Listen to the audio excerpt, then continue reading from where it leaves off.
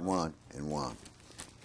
You know, Elder, it just shows that in your circumstances, no matter what they are, if you keep your faith in your Creator, He'll bring you through it. Sure, if you got faith in the right thing. Right. If you got faith in the right thing and you doing what the Spirit. See, a lot of times we get off into things and we think that this might be the right thing to do. But you have to make sure that you're led by the Spirit in those things, because if you don't, you can put forth a lot of effort and then you still end up with egg on your face. Mm-hmm. This is why I tell people you have to learn how to separate your personal self from the things of the Spirit. Once you learn how to do that, then you'll find you know whether Yahweh has brought something to you or whether this is something you've concocted in your own mind. And a lot of times what happens is we concoct things in our own mind and thinking that we're led by the Spirit. But you're supposed to know, a servant of God has to know when they were led by the Spirit, simply because, and what lets you know this, is that things prosper that you deal with. You're going to have snags and so forth in anything. That's what makes it interesting. Mm. But Yahweh isn't just going to go and come and say, well, here, make you do some work for it. But then he's already got these things laid up for you. So, but once you learn how to separate the natural man from the things of the Spirit, then you can see the Spirit when you move. And this is something that a lot of us don't do. We don't try to watch the movement of the Spirit. What we try to watch is the movement of some fleshly man or some fleshly woman. And that's what's always caused us our problem. Go ahead and read, Steve. Genesis chapter 41, verse 1. And it came to pass at the end of 2 full years that Pharaoh dreamed, and behold, he stood by the river. And behold, there came up out of the river 7 well-favored kine and fat-fleshed, and they fed in a meadow. And behold, 7 other kinds came up after them out of the river, ill-favored and lean-fleshed, and stood by the other kind upon the brink of the river. And the ill-favored and lean-fleshed kind did eat up the 7 well-flavored and fat kind. So Pharaoh awoke, and he slept and dreamed the second time, and behold, 7 ears of corn came up upon one stalk, rank and good. And behold, 7 thin ears, and blasted with the east wind, sprung up after them.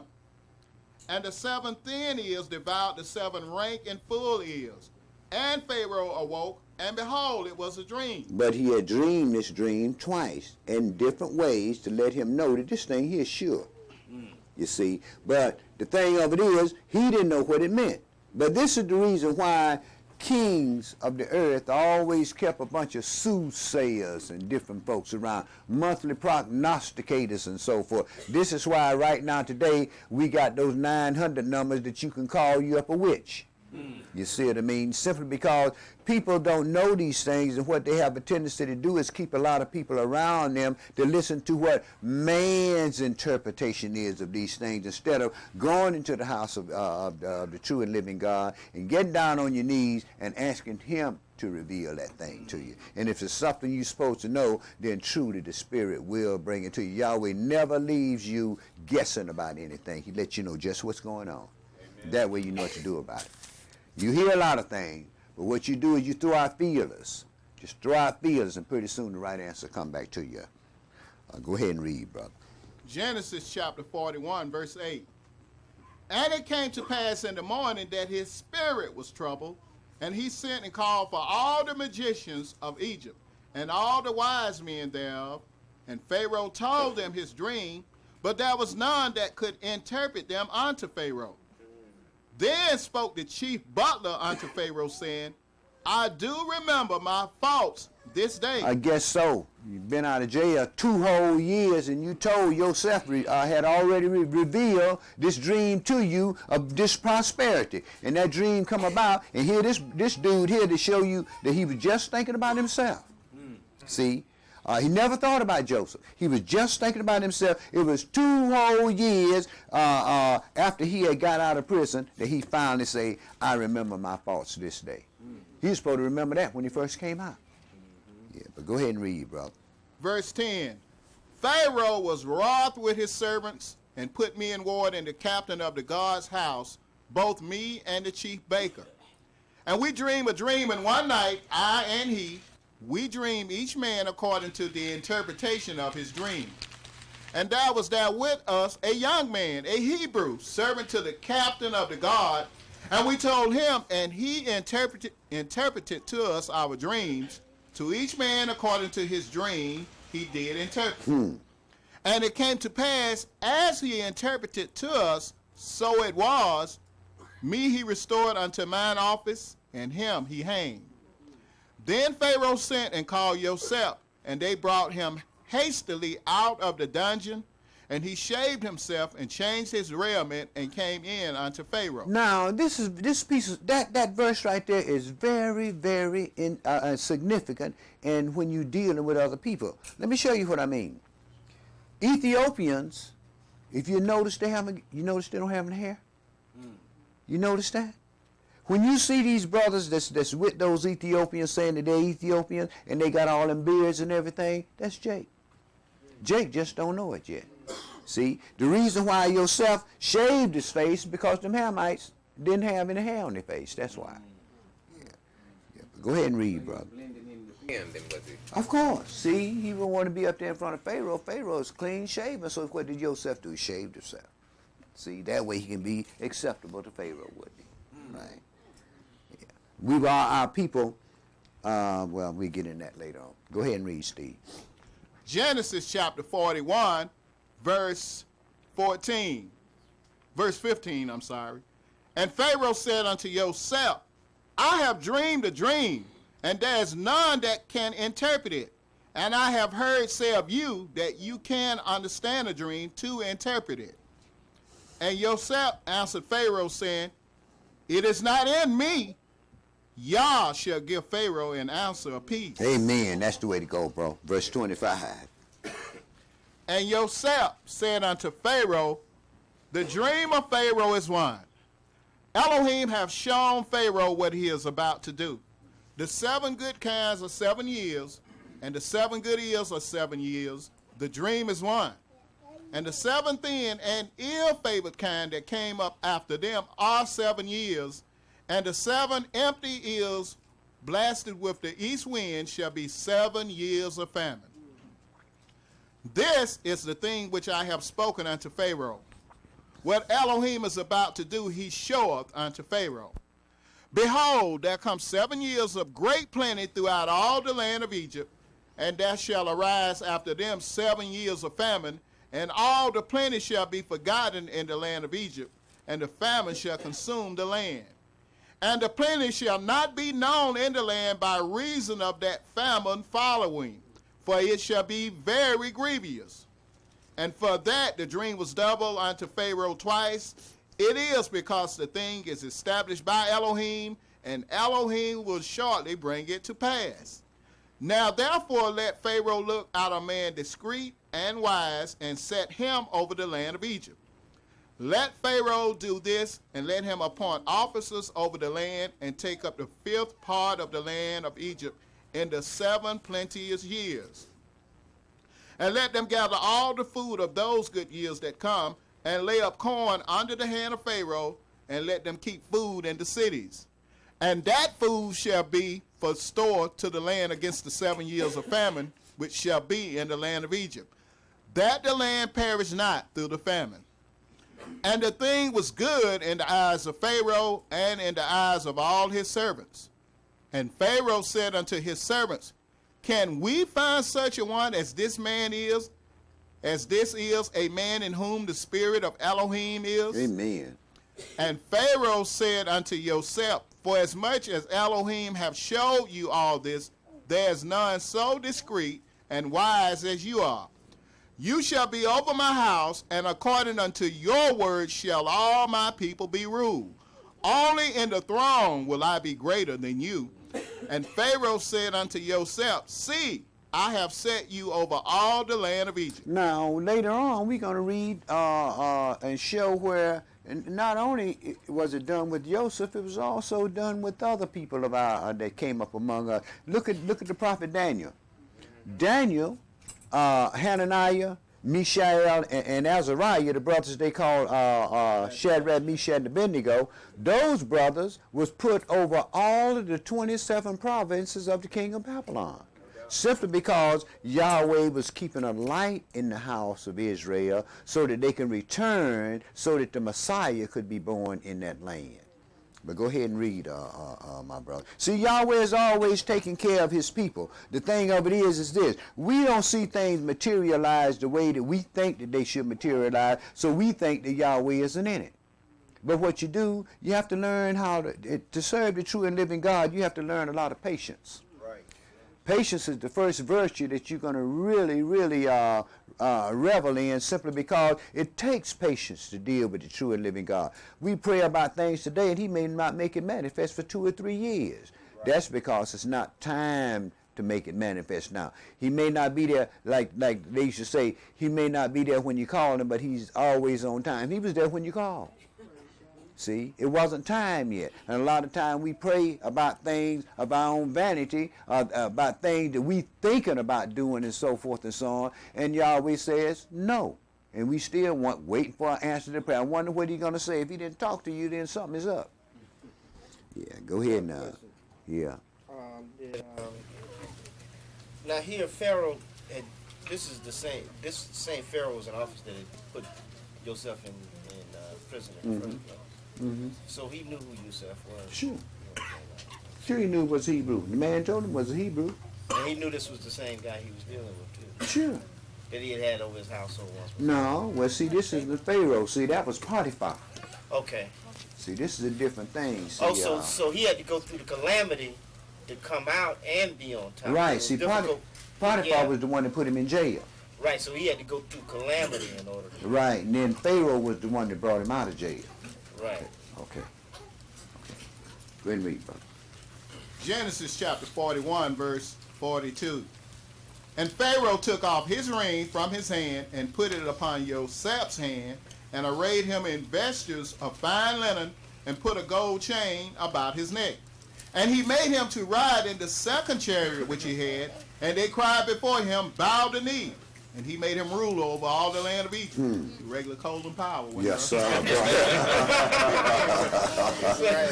Yeah. Secretary of State. Yeah, we're going to see if this calamity is going to fall at the hands of the Secretary of State, Colin Powell. It seemed just right for it to fall, for it to have a Republican in office, and one of us is in a high office as Secretary of State. Yeah, go ahead and read, brother. Yes, sir. Verse 44. And Pharaoh said unto Joseph, I am Pharaoh, and without you shall no man lift up his hand or foot in all the land of Egypt. And Pharaoh called Joseph's name Sapnath-Pirnah, and he gave him to wife Ashnath, the daughter of Potiphar, priest of On, and Joseph went out over all the land of Egypt. And Joseph was 30 years old when he stood before Pharaoh, king of Egypt. And Joseph went out from the presence of Pharaoh and went throughout all the land of Egypt. And in the 7 plenteous years, the earth brought forth by handfuls. And he gathered up all the food of the 7 years which were in the land of Egypt, and laid up the food in the cities. The food of the field, which was round about every city, laid he up in the same. And Joseph gathered corn as the sand of the sea, very much, until he left numbering, for it was without number. And unto Joseph were born 2 sons before the years of famine came, which Asenath, the daughter of Potiphar, priest of On, bare unto him. And Joseph called the name of the firstborn Manasseh. For Elohim, said he, have made me forget all my toil and all my father's house. And the name of the second called he Ephraim. For Elohim has caused me to be fruitful in the land of my affliction. And the 7 years of plenteousness that was in the land of Egypt were ended. And the 7 years of dearth began to come, according as Joseph had said. And the dearth was in all lands, but in all the land of Egypt there was bread. And when all the land of Egypt was famished, the people cried to Pharaoh for bread. And Pharaoh said unto all the Egyptians, go unto Joseph. What he says to you, do. Pass that buck, huh? Go ahead, brother. And the famine was over all the face of the earth, and Joseph opened all the storehouses, and sold unto the Egyptians, and the famine waxed sore in the land of Egypt. And all countries came into Egypt to Joseph for to buy corn, because that the famine was so sore in all lands. Now when Jacob saw that there was corn in Egypt, Jacob said unto his sons, Why do you look one upon another? And he said, Behold, I have heard that there is corn in Egypt. Get you down thither and buy for us from thence, that we may live and not die. And Joseph's 10 brethren went down to buy corn in Egypt. But Benjamin, Joseph's brother, Jacob sent not with his brethren, for he said, Least peradventure mischief befall him. Now he played this game with Joseph, didn't he? Yeah, go ahead, brother. Verse 5. And the sons of Israel came to buy corn among those that came, for the famine was in the land of Canaan. And Joseph was the governor over the land, and he it was that sold to all the people of the land. And Joseph's brethren came and bowed themselves before him with their faces to the earth. And Joseph saw his brethren, and he knew them, but made himself strange unto them, and spoke roughly unto them. And he said unto them, From where did you come? And they said, From the land of Canaan to buy food. And Joseph knew his brethren, but they knew not him. And Joseph remembered the dreams which he dreamed of them, and said unto them, You are spies. To see the nakedness of the land you are come. And they said unto him, No, my lord, but to buy food are your servants come. We are all one man's sons. We are true men. Your servants are no spies. And he said unto them, No, but to see the nakedness of the land you are come. And they said, Your servants are 12 brethren, the sons of one man in the land of Canaan. And behold, the youngest is this day with our father, and one is not. And Joseph said unto them, That is it that I spoke unto you, saying, You are spies. Hereby you shall be proved. By the life of Pharaoh you shall not go forth hence, except your youngest brother come hither. Send one of you, and let him fetch your brother, and you shall be kept in prison, that your words may be proved, whether there be any truth in you, or else by the life of Pharaoh surely you are spies. And he put them all together in ward 3 days. And Joseph said unto them the 3rd day, This do, and live, for I fear Yahweh. If you be true men, let one of your brethren be bound in the house of your prison. Go you, carry corn for the famine of your houses. But bring your youngest brother unto me, so shall your words be verified, and you shall not die. And they did so. And they said one to another, We are verily guilty concerning our brother, in that we saw the anguish of his soul when he besought us, and we would not hear.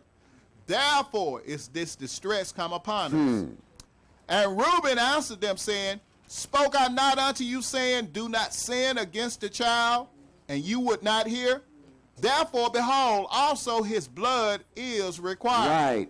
Younger brothers refuse to listen to older brothers. You know why? They figure they know just as much as the older brother does. Go ahead, and it causes them serious problems. But go ahead and read, brother. Verse 23. And they knew not that Joseph understood them, for he spoke unto them by an interpreter. And he turned himself about from them and wept, and returned to them again, and communed with them, and took from them Simeon, and bound him before their eyes. Then Joseph commanded to fill their sacks with corn, and to restore every man's money into his sack, and to give them provision for the way, and thus did he unto them. And they laded their asses with the corn, and departed thence. And as one of them opened his sack to give his ass provender, in the end he espied his money. For behold, it was in his sack's mouth. And he said unto his brethren, My money is restored, and lo, it is even in my sack. And their heart failed them, and they were afraid, saying one to another, What is this that Elohim have done unto us? And they came unto Jacob their father unto the land of Canaan, and told him all that befell unto them, saying, This man who is the Lord of the land, spoke roughly to us and took us for spies of the country. And we said unto him, we are true men, we are no spies. We be 12 brethren, sons of one father, one is not, and the youngest is this day with our father in the land of Canaan. And the man, the Lord of the country, said unto us, hereby shall I know that you are true men. Leave one of your brethren here with me, and take food for the famine of your households, and be gone, and bring your youngest brother unto me. Then shall I know that you are no spies, but that you are true men. So shall I deliver your brother, and you shall traffic in the land. And it came to pass, as they emptied their sacks, that, behold, every man's bundle of money was in his sack. And when both they and their father saw the bundles of money, they were afraid. And Jacob their father said unto them, me have you bereaved of my children. Joseph is not, and Simeon is not, and you will take Benjamin away. All these things are against me. Well, the brothers weren't the one that bereaved him of Simeon. He was the one that sent the brothers down into Egypt to Take care of business. to take care of the business. They passed that buck any way he want to, but it was him that sent him down there. So he was at fault, right? He was at fault with Joseph being sold. But go ahead and read. But see, regardless of what happened, you see what happened? Yahweh was still with that brother. Like he told him, I'm not going to leave you. Go ahead and read, brother. Verse 37. And Reuben spoke unto his father, saying, slay my 2 sons, if I bring him not to you. Deliver him into my hand, and I will bring him to you again. And he said, my son shall not go down with you, for his brother is dead, and if he is left alone. Verse 38. And he said, my son shall not go down with you, for his brother is dead, and he is left alone. If mischief befall him by the way in which you go, then shall you bring down my gray hairs with sorrow to the grave. And the famine was sore in the land, and it came to pass, when they had eaten up the corn which they had brought out of Egypt, their father said unto them, go again, buy us a little food. And Yehudah spoke unto him, saying, the man did solemnly protest unto us, saying, you shall not see my face, except your brother be with you. If you will send our brother with us, we will go down and buy you food. But if you will not send him, we will not go down. For the man said unto us, you shall not see my face, except your brother be with you. And Israel said, wherefore did you so ill with me, as to tell the man whether you had yet a brother? And they said, the man asked us straightly of our state and of our kindred, saying, is your father yet alive? Have you another brother? And we told him according to the tenor of these words. Could we certainly know that he would say, bring your brother down? And Yehudah said unto Israel his father, send the lad with me, and we will arise and go, that we may live and not die, both we and you, and also our little ones. I will be surety for him. Of my hand shall you require him. If I bring him not unto you, and set him before you, then let me bear the blame forever. For except we had lingered, surely now we had returned the second time. And their father Israel said unto them, if it must be so now, do this. Take of the best fruits in the land in your vessels, and carry down the man a present, a little balm and a little honey, spices and myrrh and nuts and almonds. They weren't too hungry, were they? Huh? They just wanted some corn to make some bread with. That's what it was. But they had all this other stuff here. They could have sufficed off that, couldn't they? But see, Yahweh was in the process of doing his thing. Yeah, go ahead and he was in the process of raising our people up to be a great nation of people in safety, just like he's done us right here in this country here. We've been raised up to be a multitude of people. People say that we are a minority. I doubt that very seriously. I mean, every place I go, we are back to back everywhere. I mean, we move right here in Georgia. We just about moving these Europeans out of the state. See, every time they build up a neighborhood, look, here we are. I want to come in there and live with you. See, and they make tons of money on the property they sell us, and they move on out. And soon as they get settled up real good, here we are right there again. And these folks are getting tired of that, y'all. And guess what? They're taking back over downtown Atlanta. Who should it? That's where the money is being made at. See, they farmed that out during the civil rights movement to get us accustomed to going out in those areas and spending money in those areas, and it brought up the tax structures of those areas. But the money is made downtown in Atlanta, and they're building downtown in Atlanta like mad. People are moving back in loft apartments, and all around that downtown area, if you notice, the Europeans are moving back in those neighborhoods, buying those old houses that we didn't want and fixing them up, and they're living there.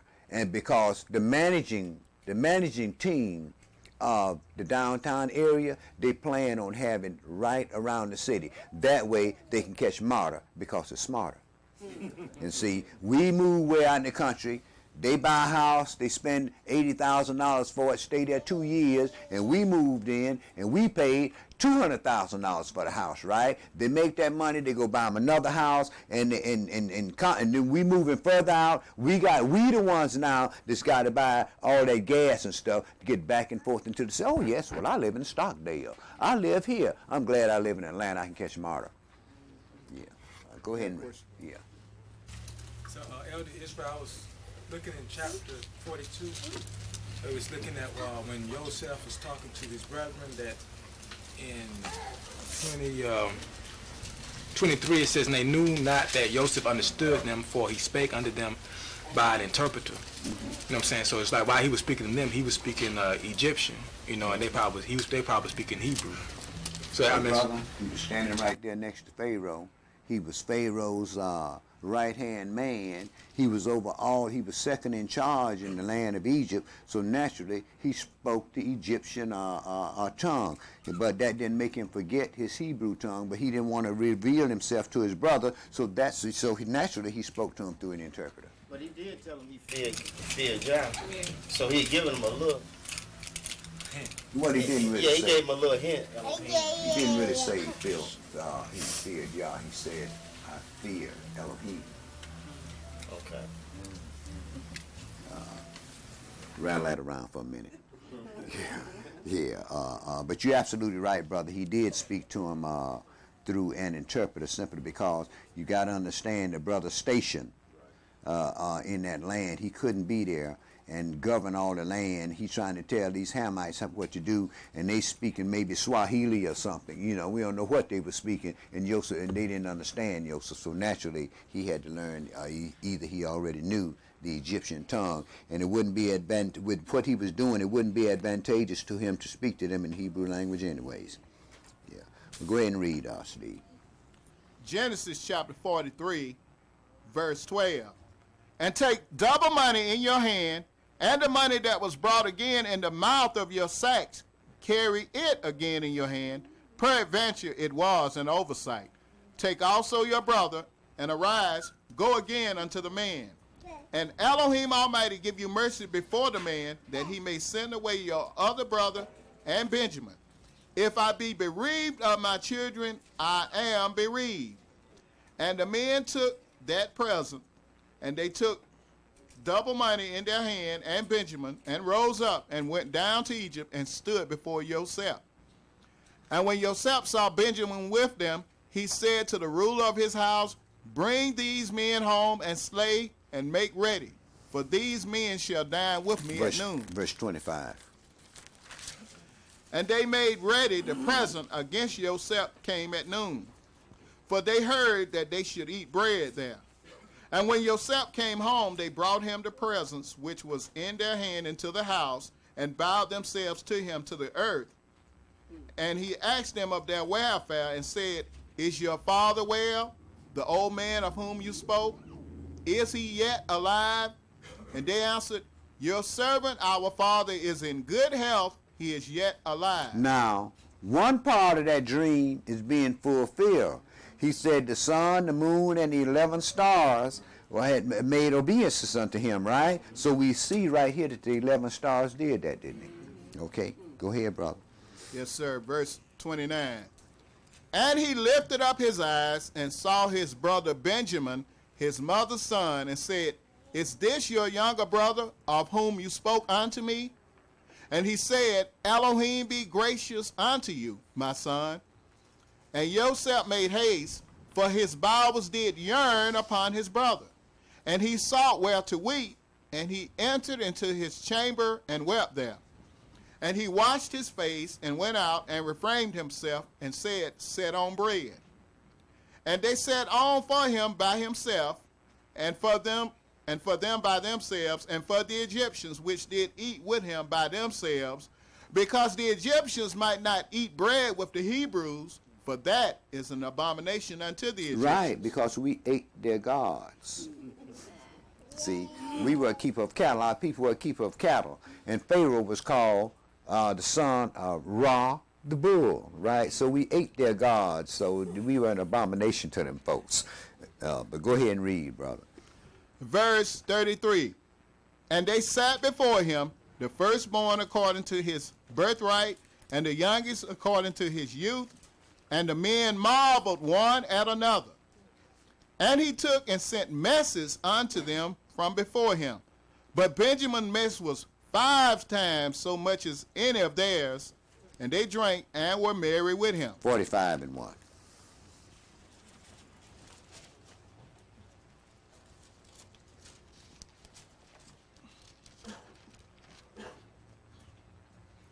Then Joseph could not refrain himself before all them that stood by him. And he cried, Cause every man to go out from me. And there stood no man with him, while Joseph was made known unto his brethren. And he wept aloud, and the Egyptians and the house of Pharaoh heard. And Joseph said unto his brethren, I am Joseph. Does my father yet live? And his brethren could not answer him, for they were troubled at his presence. Right. Wonder what this brother gonna do, man. We know this brother here gonna rip us off, man, because of what we did to him. So you can understand why now they understood why he was so rough with them, why they want him to go get the brother and so forth and so on. Now they understood these things, but they got another problem. They wanted to know what this brother gonna do.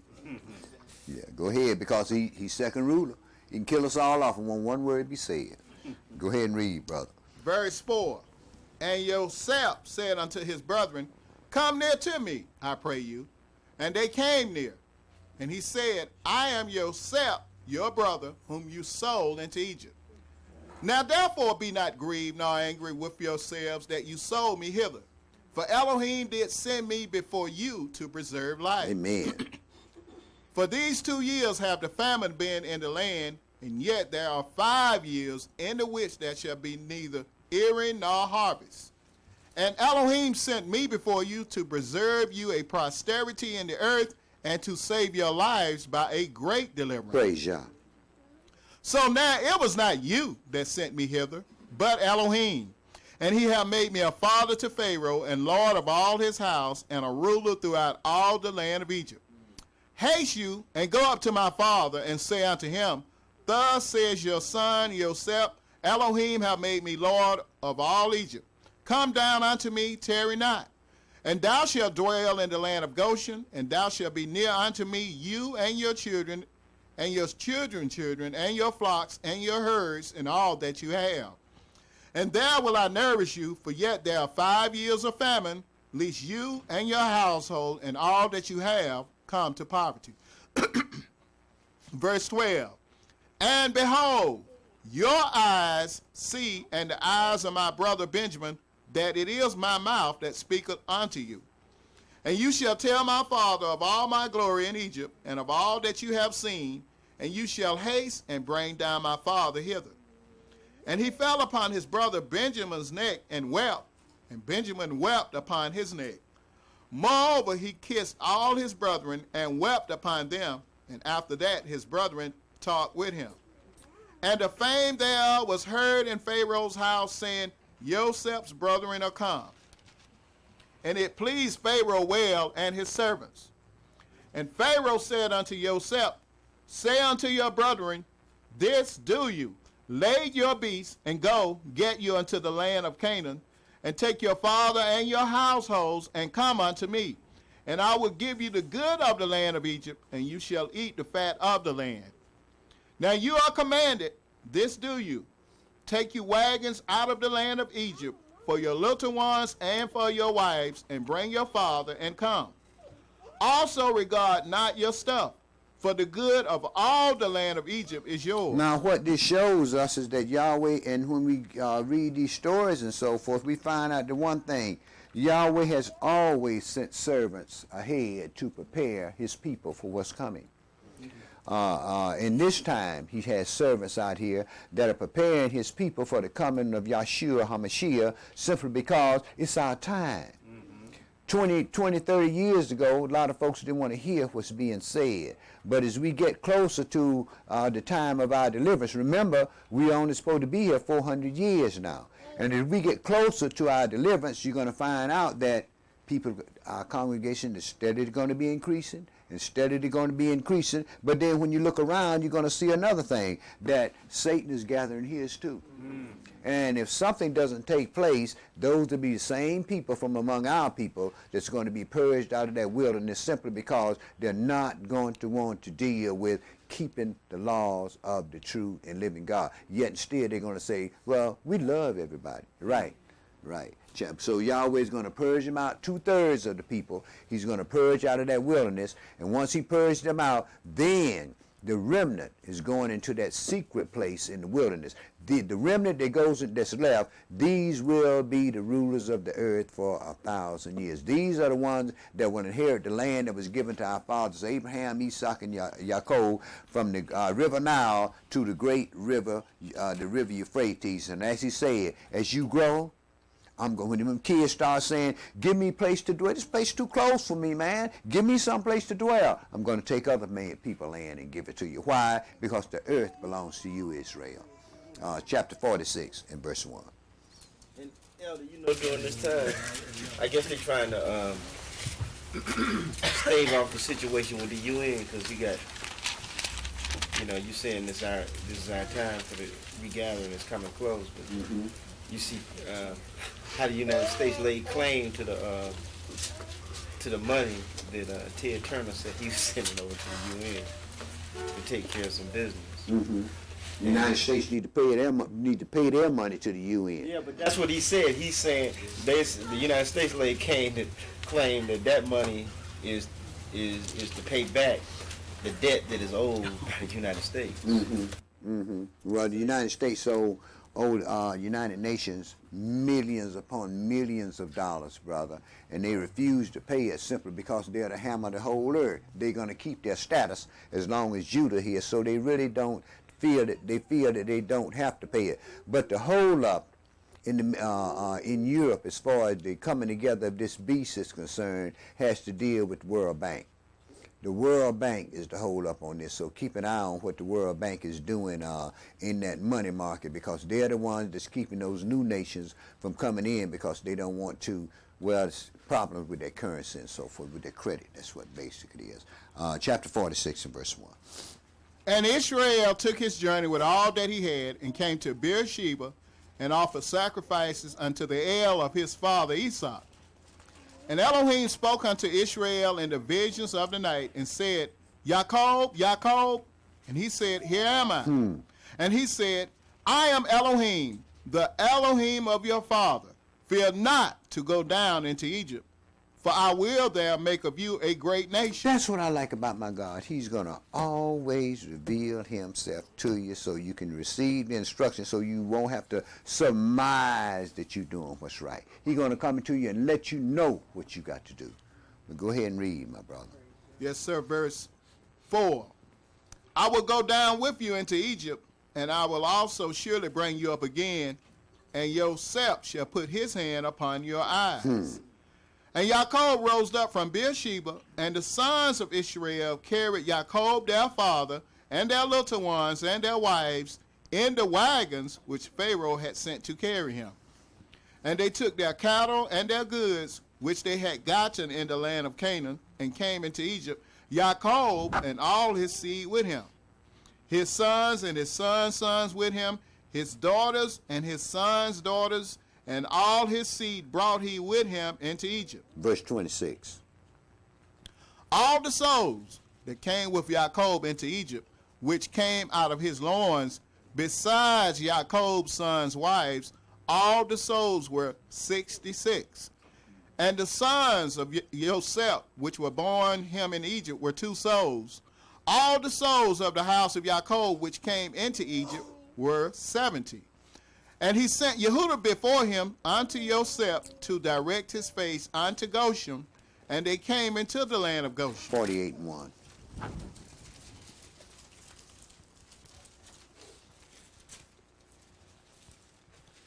And it came to pass after these things that one told Joseph, Behold, your father is sick.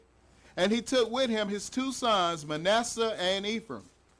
And one told Jacob and said, Behold, your son Joseph cometh unto thee. And Israel strengthened himself and sat upon the bed.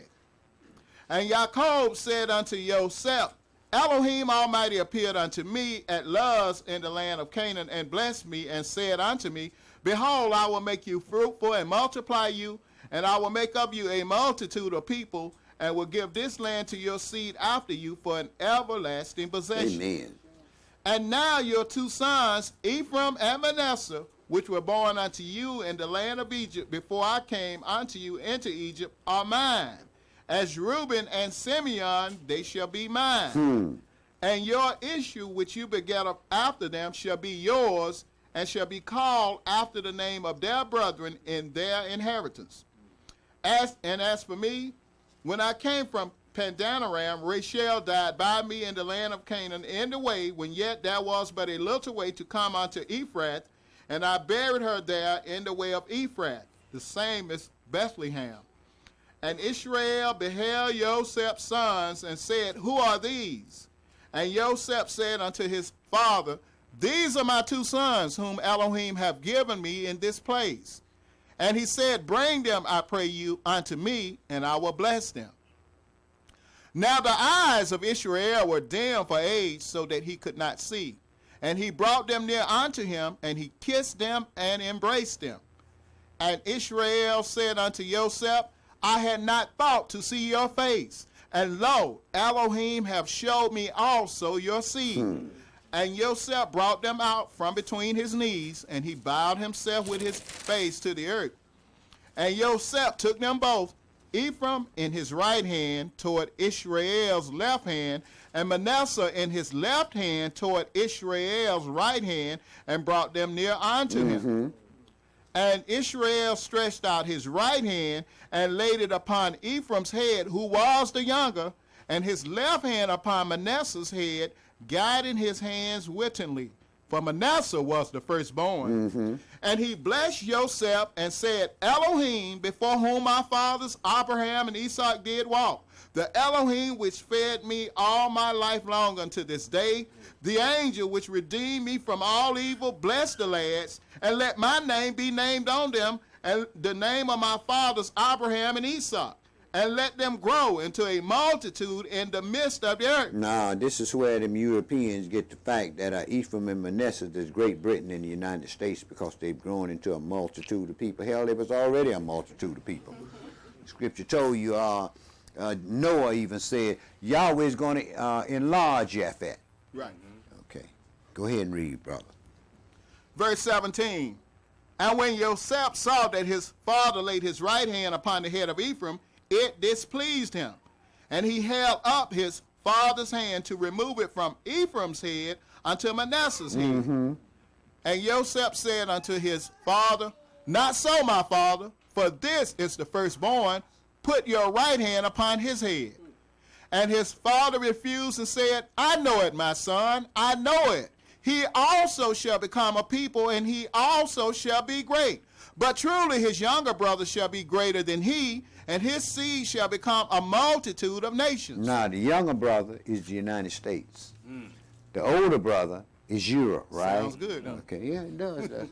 But the Herbert Armstrong's here. Yeah. Yeah, and folks going along with that mess too, brother. A whole lot of other denominations going along with it, simply because that lie was put out there by the adversary of the devil. And a lie is so easy to believe. Yes, sir. Yeah. A lie is easy to be entreated until you dig into it. But go ahead and read, I heard brother. this white boy tell me, man, that what's it? Denmark was Dan's mom. I heard that too, brother. Yeah, go ahead. Trying to ban Herbert W. Armstrong's book. Huh? They're trying to ban that book. Yeah. Yeah, I've heard that, brother, but what's the sense in banning the book and folks already know what the books say? That don't make no sense. You take all the books out, they go out there and have a big bonfire, man, and dump all the books on the earth that they printed in a hole. The lie is still in the street. Monday, folks is going to be talking about Mary Noel and all that other junk, right? Okay. Well, you know what? And now the producers and the directors on television are now really disclosing that this is a celebration of the solstice. Sure. And last year, this time, they did a medieval Celtic presentation about the darkness covering the earth and the winter coming in and the celebration of solstice. Now, this year, I just happened to catch a glimpse. They had on a popular television show, Xena, which is definitely set before the Messiah was born. And what happened was they took her little sword circle. Little boy stole it from her and made it and put it at the top of the Christmas tree that they had brought in. And so when she walked in, she followed the little boy back to his little orphanage. And she walked in and said, you all are celebrating the solstice, because they put it at the top of the Christmas tree and then gathered around the Christmas tree. And so they said, you all are having a solstice celebration. So if people don't get it now, and that's a pretty popular television program, a lot of kids watch that, then they really don't have no understanding, because that was just really vividly saying you are not celebrating the birth of the Messiah, you are celebrating the solstice. They had the Christmas tree with the little circle up there, and what it was is the king's men came in to arrest anybody who celebrated the solstice, who participated in the solstice celebration. And she was fighting against the king's men to allow the people to celebrate the solstice celebration. Brother. So I'm just saying, they're just making it very, very, very clear. As they know it's a bunch of lies. Who cares? Who cares? They gonna go out there, they gonna go there and buy that tree and take it in the house and set it up. I don't care what nobody says. You know why? It's tradition. And we want to be just like Master. If Master say, well, we know it's paganism, but we gonna do it anyway, you say, okay. And we go right on along and do it. No, the average person you talk to, you tell, say, well, why do you ask them about this paganism they keep in know? They say, well, we know it. But we're going to do it anyways. You know why? They don't care. Jake is going to do what Massa want Jake to do, cut and dry.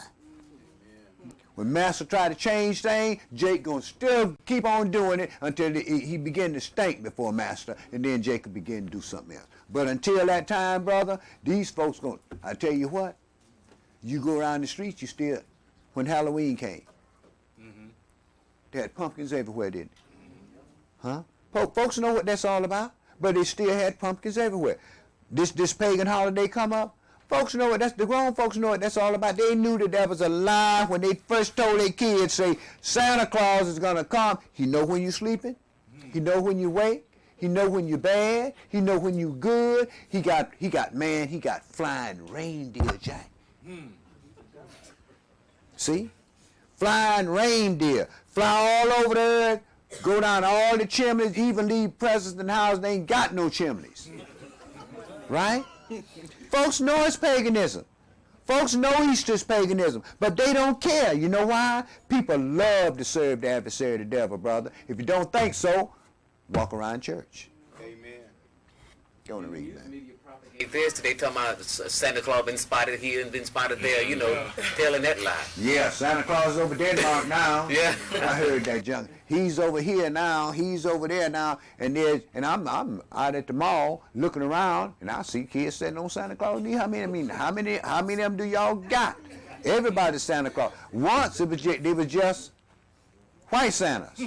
Now you got Asian Santas, black Santas, Hispanic Santas. Everybody's a Santa now, brother. Look here. Right? Got even women. Right? Check that out.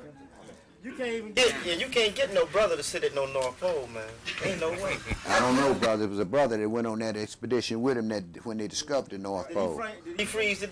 No. He came back. Now that brother went up there and planted that flag, bro. Oh, yeah. Yes, sir. Yeah. He was the one that went up there and planted that flag. It's just Matter of fact, I think he's the only one that made it. right. You know, I just It's just down here in Georgia that we see we Georgia and Florida, we hate that cold, brother. I don't see the difference between that and people who say they believe in the Messiah, but yet they don't do the things that are technically written in Scripture that is supposed to be done. None of us do, bro. None of us do. So what's the difference? And some of us may not set the tree up physically, but the tree is in their heart and in their mind, and you see it through their family and their children. Well, you know, they got their problem with the tree, but then all of us got our own skeletons in our closet. Like the scripture said, there's not one righteous. No, not one. This is why when I see somebody that's celebrating, I know that they don't know what they do. I know they really don't know what it's all about. So, you know, I leave folks alone.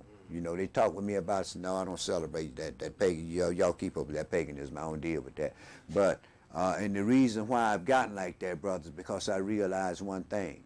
You can talk about folks. You can deal with folks. You can see unrighteousness prevailing in the land, but don't marvel at it because God himself is marveling at those things. What you do is this. What I've learned to do is this. When they do that, and I see their paganism, they don't know no better. But then when I tell a lie, what's the difference? What's the difference? When I bug other folks, when I'm being busybodies in other men's matters, what's the difference? Yeah, you know. Go ahead, brother. They trying to petition Vatican now to make Mary equal with the Messiah. They're trying to do that. They're trying to put a petition. They got the priests and some bishops. They get quite a few of them. Make Mary equal with the Messiah. Do you know anything about the Catholic Catechism? Yes, I do. They got a chain, got a lot of little beads on it. They call it a rosary. They've always had Mary higher than the Messiah.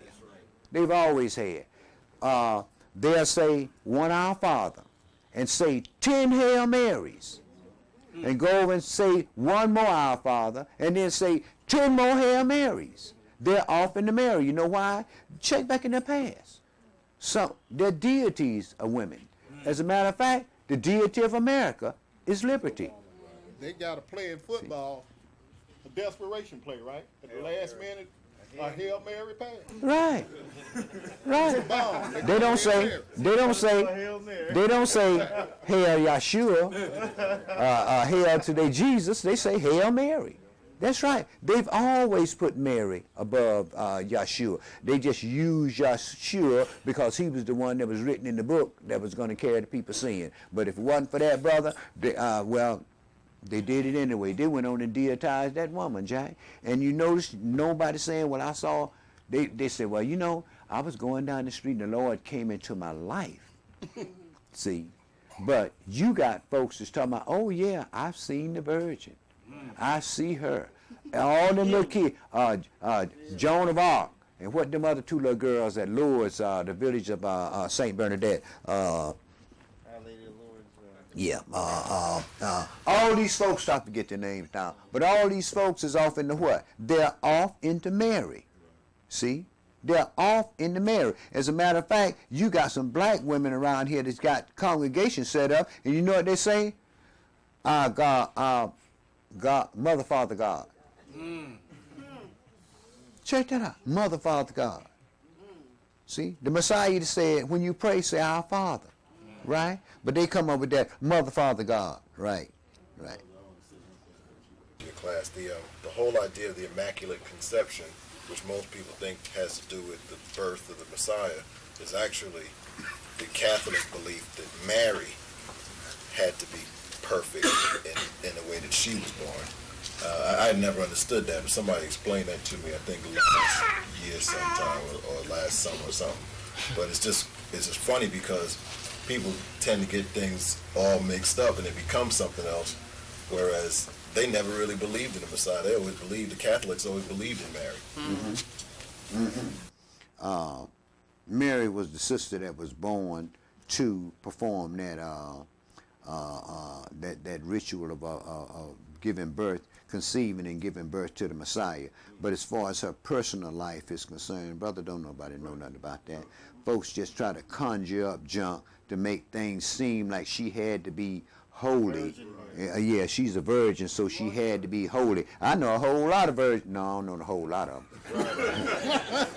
But I know some virgins. I know some virgins, and they ain't holy one bit. Not one bit. They just virgins. That's all. We say they ain't virgins. They virgin, they ain't holding out You one. should clarify that, because there was a group that came into the Messiah, and they tried to propagate that same lie, and they said, "Blessed be the paps but which you have sucked." And this was the Messiah, and they confronted him with that. And he said, "No, rather, blessed be those who keep the commandments and do the will of my Father." Right. So you'd be surprised. I mean, in this room, probably people who feel the same way, but the fact still remains, the Scripture makes it clear how it's supposed to be set up. Of course. Let me say this quickly. One of my coworkers pleaded with me, brother, because I got my beard. He said, "Brother, please come and play Santa Claus at my church." Come play Santa Claus at this church. Then you got the perfect image and everything. And I have on my God and everything. Yeah, I heard, brother. You know how it is, Scuttlebug. Y'all gonna always hear something. Black folks always talking about something. I heard that we got a sister in the congregation had called over to the school about her kids, and they told them they was going to visit Santa. And they knew it, and the people knew better. So from what I heard, the sister went up there and showed kids that Santa was a fake, pulled his beard in front of everybody. That's what I heard. Now I don't know. You know how it is when you hear things, but that's what I heard. But if you want to know some insight on that, if you want to know whether it's truth or not, maybe you ought to ask Sister Johanna back there. That brother been trying to ask questions. Go ahead, brother. It was in Matthew 15 and verse 2, the disciples and the Pharisees asked the disciples, why do they transgress the commandments of the elders, the traditions? But Yeshua came back in 15 and 3 and he said, but he asked them to say, why do you also transgress the commandments of Elohim by your traditions? So this is, we know in the book of Jeremiah, it tells us not to keep the custom of the heathens. Right. So these there's traditions that they break, they mean the commandments they break to keep traditions. Correct. Right. Like you said, full well do you transgress against me keeping the tradition of your fathers. And that's basically what we've gotten off into, is traditions. But see, you have to understand that it's the way that we were raised up. We really didn't know these things until we came until the spirit of Yeshua was sent to us. And once that spirit was sent to us, then we realized a lot of things that we've been doing was we shouldn't do those things. But it's hard to break old habits. I mean, all of us can say, well, I ain't going to keep Christmas and I ain't going to keep Easter. But then what about the other? What about the 613 laws, statutes, and judgments that's written down? We have a tendency to deal with those the way that we feel about things at this time, you know what I mean? And it has nothing to do with what we feel. It has to do with exactly what's written down. A lot of people are going to try to interpret it the way that they want to interpret it. But what you do is you look back into the history of our people. This is why we read these stories. You look back into the history of our people and see how our people dealt things. Then you'll know whether we're right or wrong. You got a question, bro? Yeah, go ahead. I was wondering, I said, historically, people had a tendency to want to worship the Queen of Heaven. And I think they try to use Mary now in her stead as a deity and worship her. But actually, I think what their intent is to create some kind of feminine image up there to worship. Correct. As far as like, they used to worship the Queen of Heaven. Correct. It was Ashtoreth, Diana of the Ephesians. No, it's Mary. before they used to worship. So I'm thinking. Yeah, Nimrod and his Right. Right. And that's where that Christmas tree and everything really goes back to, you know. But yeah, people deal with their fathers, man, the traditions of their fathers rather than deal with truth. As a matter of fact, in this congregation here, this is what we deal with the tradition that was given to Yahweh by our fathers. And everybody does it. And like I always say, you know, you go around, you see different people from different lands, you know, they be dancing around their little costumes and then doing their little dance in their lands and everything. It's part of their culture. But you notice, we don't have a culture. No doubt. Right. But the reason why we don't have a culture is because these heathens over here that we are servants to, they don't have a culture. Others, just them acts. I'm sorry, bro. You know what I mean? I know. I get kind of tongue-tied every now and then, but given to our fathers by Yahweh. Okay. I'll rectify that, my brother. Okay. Go ahead and read, man, before I get myself in trouble. Genesis chapter 48, verse 20. And he blessed them that day, saying, in you shall Israel bless, saying, Elohim make you as Ephraim and as Manasseh. And he set Ephraim before Manasseh. Verse 21. And Israel said unto Joseph, behold, I die, but Elohim shall be with you, and bring you again unto the land of your fathers. Moreover, I have given to you one portion above your brethren, which I took out of the hand of the Amorite with my sword and with my bow. Now, maybe y'all want to do some research and see which land it was that he took. And then you can understand why the people say that Lebanon is part of Israel. Mm-hmm. Yeah, go ahead and read, brother. Genesis chapter 49, verse 1. And Jacob called unto his sons and said, gather yourselves together, that I may tell you that which shall befall you in the last days. And this is something right here, giving blessings to your children, man. You don't know what to bless them with. You know why? Our kids do what they want to do. All of them. They do what they want to do. They do what you tell them to do to a certain degree, but they still make decisions about doing things on their own. Yours, mine, and everybody else's. And the thing of it is this. We can't bless our children with things simply because most of us don't know how to bless our children with things. Go ahead and read, brother. Verse 2. Gather yourselves together, and hear, you sons of Jacob, and hearken unto Israel your father. Reuben, you are my firstborn, my might, and the beginning of my strength, the excellency of dignity, and the excellency of power. Unstable as water, you shall not excel, because you went up to your father's bed, then defileth thou it. He went up to my couch. Right, went up to his dad with his dad's concubine. You see, say, okay, I'm going up here during the time of wheat harvest. And he went and laid with his father concubine. With his father, he heard it, but he didn't say nothing about it. But you see what happened? This brother here was the firstborn, right? And he lost his birthright. See, yeah. For some flesh. Yeah, we put a lot of stock in that flesh, and that's what causes us our biggest problem, putting stock in flesh, whether it's our own flesh or somebody else's. Go ahead and read, brother. Verse 5. Simeon and Levi, brethren, instruments of cruelty are in their habitations. O my soul, come not thou into their secret, until their assembly, mine honor, be not you united. For in their anger they slew a man, and in their self-will they dig down a wall. Right, they did it because of their sister.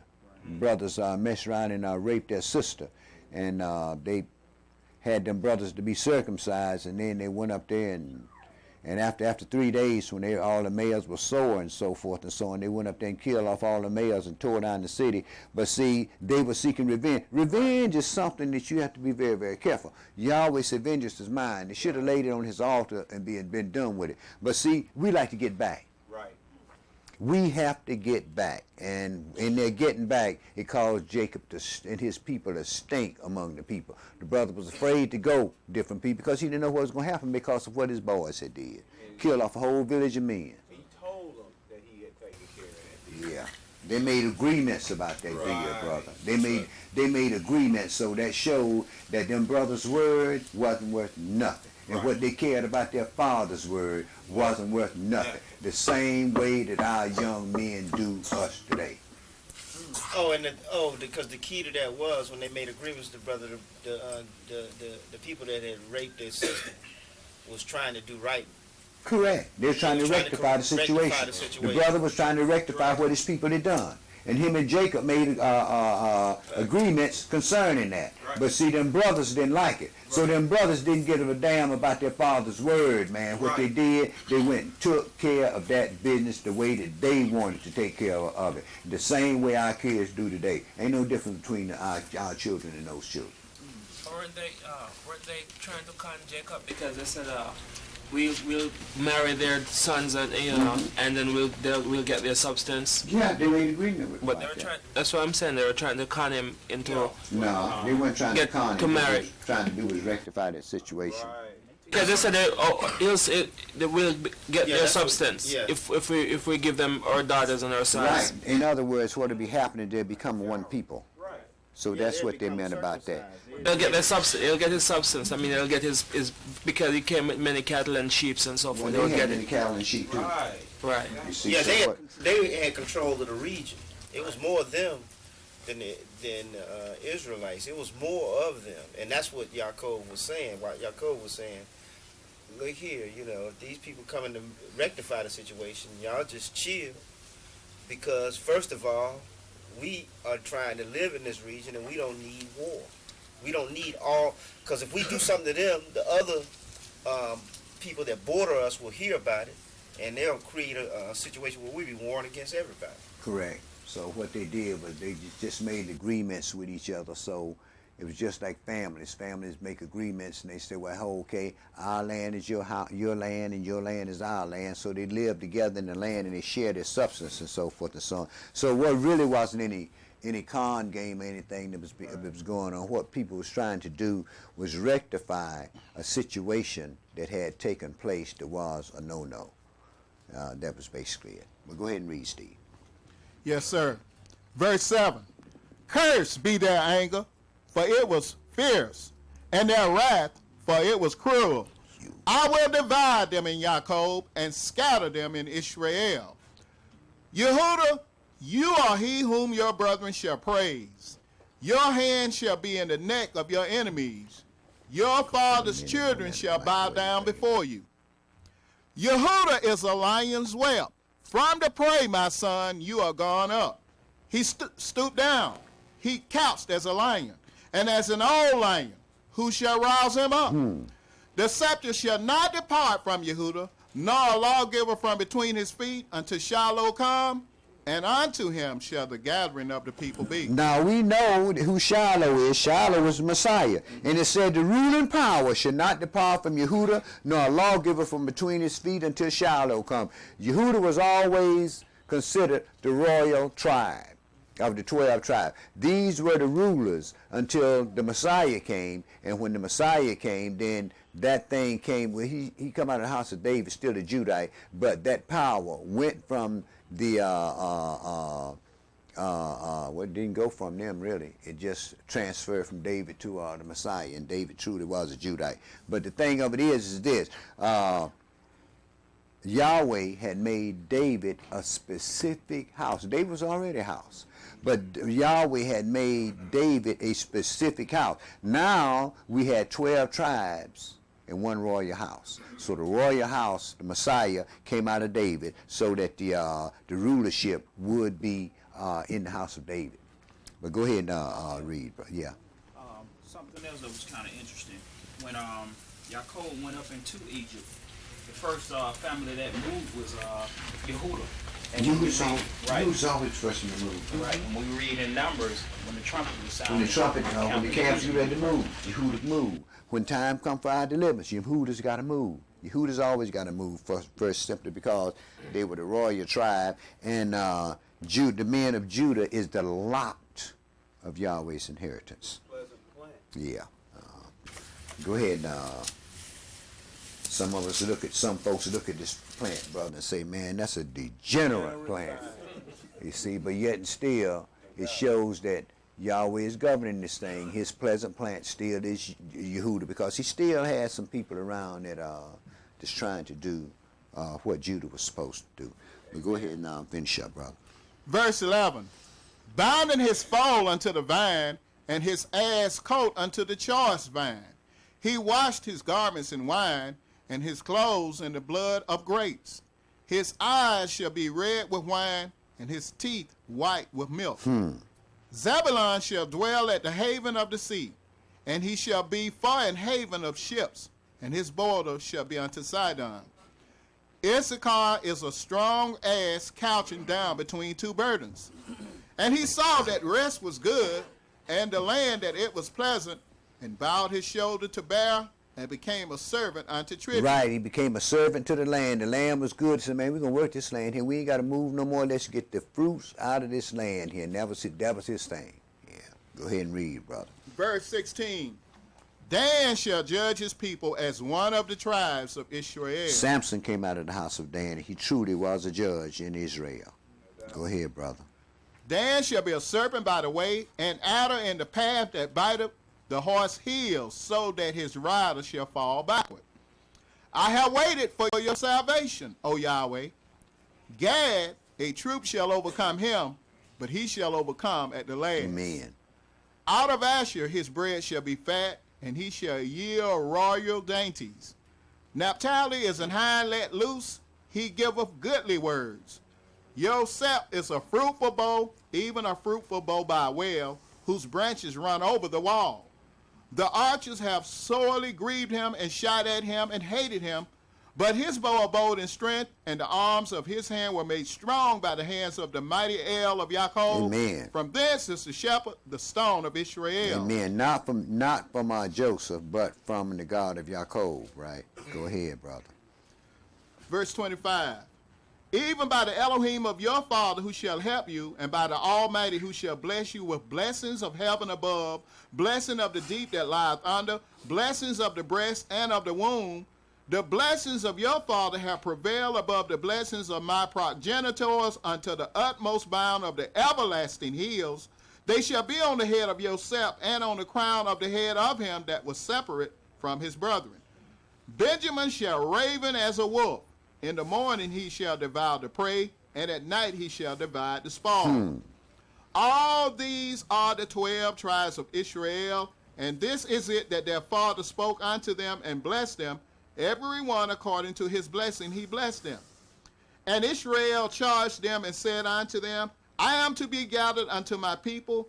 Bury me with my fathers in the cave that is in the field of Ephron the Hittite, in the cave that is in the field of Machpelah, which is before Mamre, in the land of Canaan, which Abraham bought with the field of Ephron the Hittite for a possession of a burial place. There they buried Abraham and Sarah his wife. There they buried Isaac and Rebekah his wife. And there I buried Leah. Hold up, brother.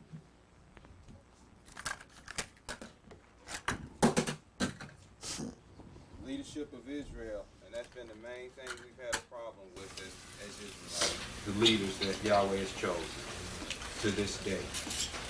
Brother, people have a tendency to like the kind of leaders that they like. Right. Some people like people that's very charismatic. Some people don't. It's just like you got, and people going to make up their minds what they want to do, and who they want to deal with. Some people are. It's just like some folks come over here and say, well, the elder's not dynamic enough. Well, that all depends on what you call dynamic. Do you learn what you're supposed to learn? That's what I'm interested in. Yeah. Go ahead and read, brother. Yes, sir. Verse 31. There they buried Abraham and Sarah his wife. There they buried Isaac and Rebekah his wife. And there I buried Leah. Right. A lot of times, brother, what people be looking for is motivational speakers. Right. And see, what I try to do is this. I try to let the prophets here to be the motivational speakers. You stand in the background. They want you to make sure that you feel that you're dependent on them, not that it's a family involvement. Yeah. Well, whatever reason, brothers. It's giving glory where glory is due. Let Yahweh take his lead. Let the Spirit is the one to receive all the glory and all the salvation. Because, see, man is going to die. No doubt. So, wherein is he to be accounted of? His life is only a vapor here on this earth. Just be glad that Yahweh give you the opportunity to serve him in the capacity that he gave you to serve him in that short time that you're here on this earth, and give it your best shot, because you ain't gonna get no more gusto. Yeah. Go ahead and read, bro.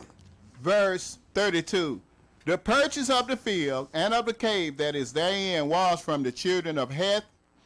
And when Jacob had made an end of commanding his sons, he gathered up his feet into the bed and yielded up the ghost, and was gathered unto his people. Chapter. Go ahead and read down to verse 3, brother. It's important to note in this blessing of these 12 sons, in verse 3, he tells the oldest that he would no longer be the firstborn. And then in verse 8 through 11, it talks about the power and the leadership role that Yehuda would be given. And then over in verse 25 and 26, it gives the blessings of Yosef, who he would make the firstborn over Reuben. And I'd like to read in First Chronicles chapter 5, verse 1 and 2, to tie it all up. It says in 1 Chronicles chapter 5, verse 1, Now the sons of Reuben, the firstborn of Israel, for he was the firstborn, but for as much as he defiled his father's bed, his birthright was given unto the sons of Yosef, the son of Israel, and the genealogy is not to be reckoned after the birthright. Verse 2, For Yehuda prevailed above his brethren, and of him came the chief ruler, but the birthright was Yosef's. Correct. You're absolutely correct. Joseph had, it was a reason for all of that. It was a reason why Reuben went and lay with his father's concubine. This blessing here had to come upon Joseph simply because of the things that Yahweh was dealing with Joseph. Right. See, and all of the things that it was only right that Joseph would take the mantle on this thing, and that he would receive the blessing of the firstborn, simply because of the position that he had with God himself. And Yahweh, he didn't deal with the other brothers, he dealt with Yosef. Right. Yosef was the dreamer. So we can very well see how easily that birthright would be would be given to Yosef instead of Yehuda. What did Yehuda done? He was one of the brothers who wanted to sell off the dude. Right. You know what I mean? So. It all boils down to the sin. Paul said, why should the slave say to the potter, why does he make me? Right. Yeah. But even though he gave the blessing to Yosef, Yehuda still had a position as firstborn as well. No, well, Yehuda didn't have the position of the firstborn. Yehuda had the position as the governors of the land. That's what Yehuda was. They were made governors of the land. But the blessing of the firstborn went to Ephraim and Manasseh. Who he adopted. He adopted them as his own. This is why when the tribes were divided, this is why Ephraim and Manasseh carried so much power. When the tribes were divided, Ephraim was set up as the ruler of 9 tribes. You see, so we can very well see that the blessing had already started to come upon Ephraim and Manasseh, and things are still going to be set up the same way. We know that Judah is going to be the governors of the land once we get set up, but you still have to give Ephraim and Manasseh the blessings that was given to them also, because that's not going to change. Right. Yeah, go ahead, bro. Which one of the prophets spoke on that when the Spirit said that Ephraim and Manasseh is my firstborn? It was one of the prophets I was looking for. And they shall become one stick in my hand. Right. Yeah, it's Isaiah. Actually, Elder, you said what was read when you commented the first time. But anyway. Go ahead and read, Steve. Genesis chapter 50, verse 1. And Yosef fell upon his father's face and wept upon him and kissed him. And Yosef commanded his servants, the physicians, to embalm his father, and the physicians embalmed Israel. And 40 days were fulfilled for him, for so are fulfilled the days of those which are embalmed, and the Egyptians mourned for him 70 days. Right, and this was the first time that I've read of any one of our people being in bond was Jacob, Israel. Usually what they do, which is put you in a hole in the ground and be done with it. Right. Chapter 50 and verse 15, my brother. And when Joseph's brethren saw that their father was dead, they said, Joseph will peradventure hate us, and will certainly requite us all the evil which we did unto him. And they sent a messenger unto Joseph, saying, Thy father did command before he died, saying, So shall you say unto Joseph, Forgive, I pray you now, the trespass of your brethren and their sin. For they did unto you evil, and now we pray you, forgive the trespass of the servants of the Elohim of your father. And Joseph wept when they spoke unto him. Right, he wondered why them brothers come to him with some junk like that. Go ahead, brother. Verse 18, And his brethren also went and fell down before his face, and they said, Behold, we be your servants. And Joseph said unto them, Fear not, for am I in the place of Elohim? Amen. That's the thing to say when somebody transgresses against you. Right. Instead of seeking revenge, just ask them, am I in God's stead? Right. He said, vengeance is mine. I will recompense it. And we don't do that a lot of time. A lot of time we want to avenge ourselves because of this filthy flesh. Yes, sir. But go ahead and read, brother. Verse 20, But as for you, you thought evil against me. But Elohim meant it unto good, to bring to pass, as it is this day, to save much people alive. Amen. Now therefore fear you not. I will nourish you and your little ones. And he comforted them and spoke kindly unto them. And Joseph dwelt in Egypt, he and his father's house, and Joseph lived 110 years. And Joseph saw Ephraim children of the third generation. The children also of Machir, the son of Manasseh, were brought upon Joseph's knees. And Joseph said unto his brethren, I die, and Elohim will surely visit you, and bring you out of this land unto the land which he swore to Abraham, to Esau, and to Jacob. And Joseph took an oath of the children of Israel, saying, Elohim will surely visit you, and you shall carry up my bones from hence. So Joseph died, being 110 years old, and they embalmed him, and he was put in a coffin in Egypt. Go ahead, bro. Now these are the names of the children of Israel which came into Egypt. Every man and his household came with Jacob. Reuben, Simeon, Levi, and Yehuda, Issachar, Zebulun, and Benjamin, Dan and Naphtali, Gad, and Asher. And all the souls that came out of the loins of Jacob were 70 souls, for Joseph was in Egypt already. And Joseph died, and all his brethren, and all that generation. And the children of Israel were fruitful, and increased abundantly, and multiplied, and waxed exceeding mighty, and the land was filled with them. Now there arose up a new king over Egypt, which knew not Joseph. And he said unto his people, Behold, the people of the children of Israel are more and mightier than we. Come on, let us deal wisely with them, lest they multiply. And it comes to pass that when there falleth out any war, they join also unto our enemies and fight against us, and so get them up out of the land. They ain't gonna have that kind of problem with Israel, because Israel already fight wars for master. Right. Israel will join the army and go fight in a minute of this my country. Right. Sure it is. Go ahead and read, brother. Verse 11. Therefore they did set over them taskmasters to afflict them with their burdens, and they built for Pharaoh treasure cities, Python and Ramesses. But the more they afflicted them, the more they multiplied and grew. As it is this day. Go ahead, brother. And they were grieved because of the children of Israel. And the Egyptians made the children of Israel to serve with rigor. And they made their lives bitter with hard bondage in mortar and in brick and in all manner of service in the field. All their service wherein they made them serve was with rigor. The same thing they did when we came over here, and they're doing the same thing again today in this corporate structure, making you serve with rigor. Go ahead, brother. Verse 15. And the king of Egypt spoke to the Hebrew midwives of which the name of the one was Shiprah, and the name of the other Purah. And he said, when you do the service of a midwife to the Hebrew women, and see them upon the stools, if it be a son, then you shall kill him. But if it be a daughter, then she shall live. Chapter 2 and verse 1, brother. Genocide from the womb.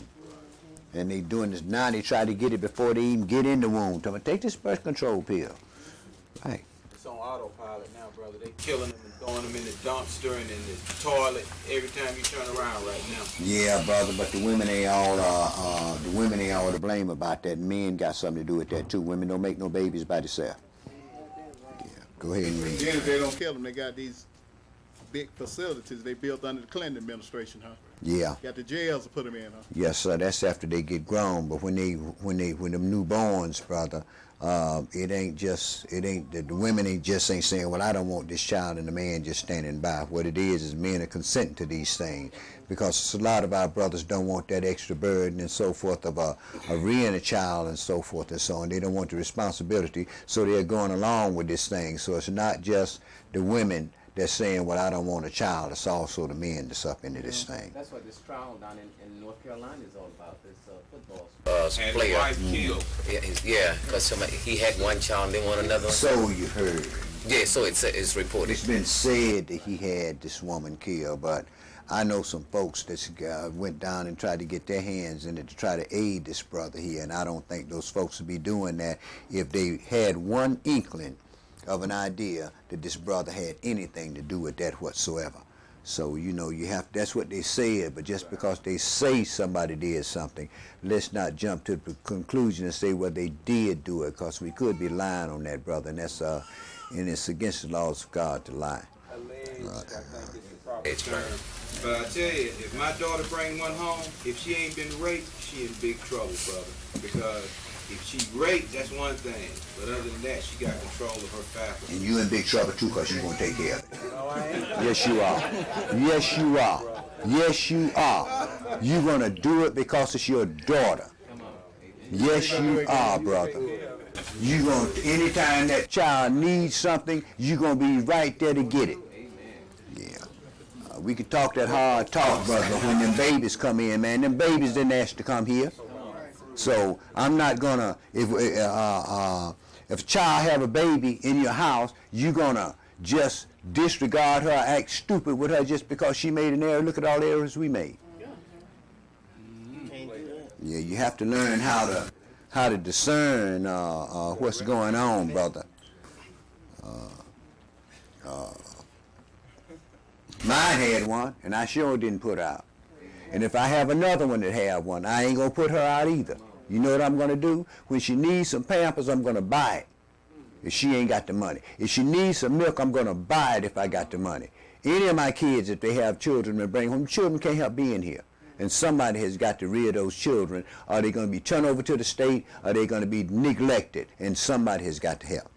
And you got to remember one thing: it's still part of your seed. And the brothers that's dating these sisters have to begin to recognize the responsibility. I think that was one of the things that deterred me. Well, even if they don't recognize the responsibility, the child still has to be taken care of, brother. And it's in your house. It's your job. But Elder, we have to look at it too. If they made an error, where did that error come from? Huh? If somebody had to step in and took care of it. Of course, my bro. Of course. You just have to. You have to understand what the actual thing is instead of what machoism is all about. Yeah. Going to read. You know, like I say, getting back to that, my daughter, man, she's off in the corporate America big time. She's keeping Christmas and going to these churches, but who told her about that at first? I did.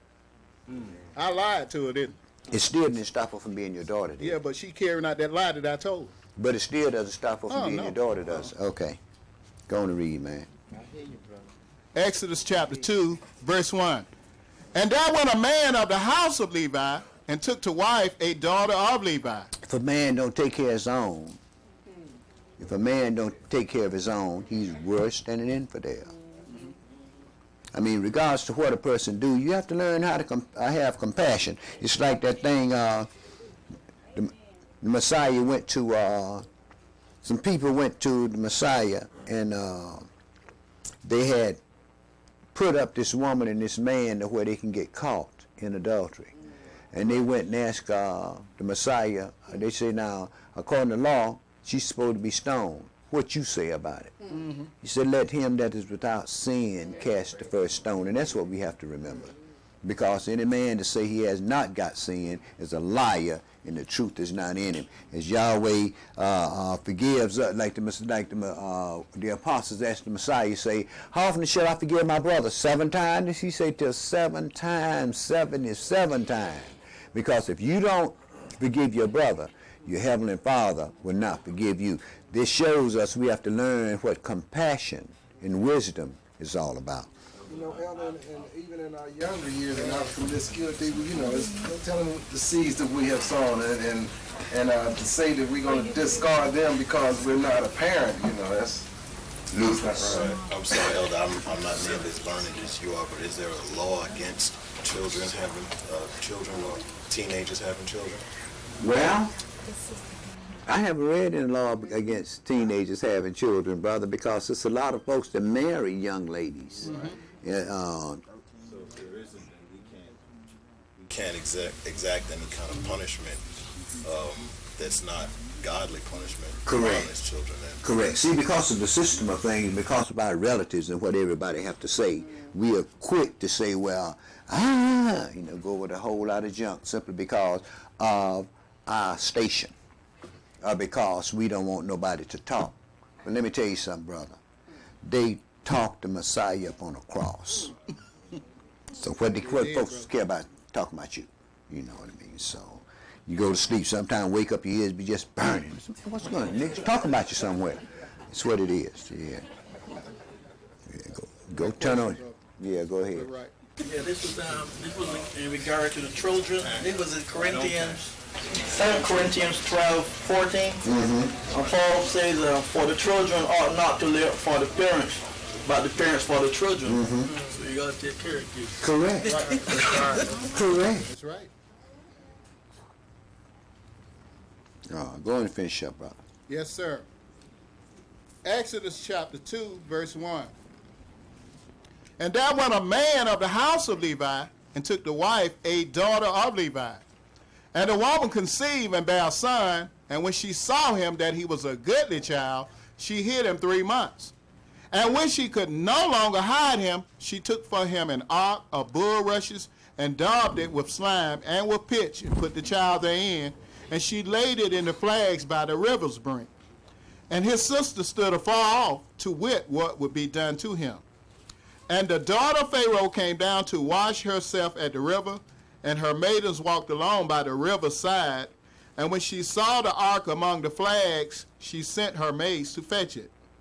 And when she had opened it, she saw the child, and behold, the babe wept. And she had compassion on him, and said, this is one of the Hebrews' children. Then said his sister to Pharaoh's daughter, shall I go and call to you a nurse of the Hebrew women, that she may nurse the child for you? And Pharaoh's daughter said to her, go. And the maid went and called the child's mother. And Pharaoh's daughter said unto her, take this child away, and nurse it for me, and I will give you your wages. And the woman took the child and nursed it. And the child grew, and she brought him unto Pharaoh's daughter, and he became her son. And she called his name Moshe, and she said, because I drew him out of the water. Right, she became his son, but Moshe knew that Yoshebed was his mother. Moshe knew as he got older that he was a Hebrew, and he tried to deal with his people and deal with the system the way he had that he wanted to. But being a Hebrew, we know what happened with that. Verse 23, brother. Yes, sir. And it came to pass in process of time that the king of Egypt died, and the children of Israel sighed by reason of the bondage, and they cried, and their cry came up unto Elohim by reason of the bondage. And Elohim heard their groaning, and Elohim remembered his covenant with Abraham, with Isaac, and with Jacob. And Elohim looked upon the children of Israel, and Elohim had respect unto them. Praise Yah. Now Moshe kept the flock of Jethro, his father-in-law, the priest of Midian, and he led the flock to the backside of the desert and came to the mountain of Elohim, even to Horeb. And the angel of Yahweh appeared unto him in a flame of fire out of the midst of a bush. And he looked, and behold, the bush burned with fire, and the bush was not consumed. And Moshe said, I will now turn aside and see this great sight, why the bush is not burnt. And when Yahweh saw that he turned aside to see, Elohim called unto him out of the midst of the bush and said, Moshe, Moshe. And he said, Here am I. And he said, Draw not near hither, put off your shoes from off your feet, for the place whereon you stand is holy ground. Moreover, he said, I am the El of your father, the El of Abraham, the El of Esau, and the El of Yaakov. And Moshe hid his face. Right. Now, you see what he said? He said, I'm the God of your fathers. But we know who it was, an angel, right? The angel said, I am the God of your fathers. The Messiah said, I and my Father are one. Right? That's simply because they agree in one. That's what it is. There was two different entities, just like the angels and Yahweh is different entities. But the angel could say, well, I'm Yahweh your Elohim. You know why? He was what? He was an emissary that was sent directly to deal with this situation. And got the authority to deal. Of course he has. Of course he had. That's why you think he told Moses, take off shoes off your feet, man, because the place you stand is holy ground. Why is it holy? Because I'm standing on this ground. Right? And as we become a nation of kings and priests, we'll be saying the same thing when we go and take care of the business that we're supposed to take care of. You're going to have to, brother. The removing of the shoes of your feet, man, is, maybe some of y'all need to do some research on that, see what you come up with. That's why we don't wear shoes in the sanctuary. But God, go ahead and read, Steve. Last part, verse 6. For he was afraid to look upon Elohim. And Yahweh said, I have surely seen the affliction of my people which are in Egypt, and have heard their cry by reason of their taskmasters, for I know their sorrows, and I am come down to deliver them out of the hand of the Egyptians, and to bring them up out of that land unto a good land, and a large, unto a land flowing with milk and honey, unto the place of the Canaanites and the Hittites and the Amorites and the Perizzites and the Hivites and the Jebusites. Right, he said, now, he said, I've heard what you had to say. In other words, I've been given the charge over you. See? And I've heard what you've had to say, and I've received commandment, and I have come down to deliver you, right? It didn't make no difference whether it was Yahweh himself, or whether it was an angel, or whoever it was, they had all of the power of the true and living God.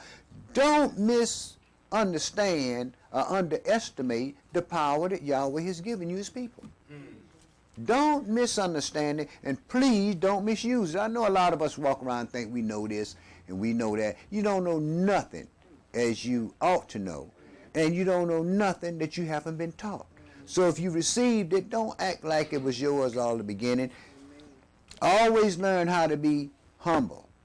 You can find out one thing. You can catch more ants with honey than you can with a stick. Yeah. Go ahead and read, brother. Yes, sir, verse 9. Now therefore, behold, the cry of the children of Israel is come unto me, and I have also seen the oppression wherewith the Egyptians oppressed them.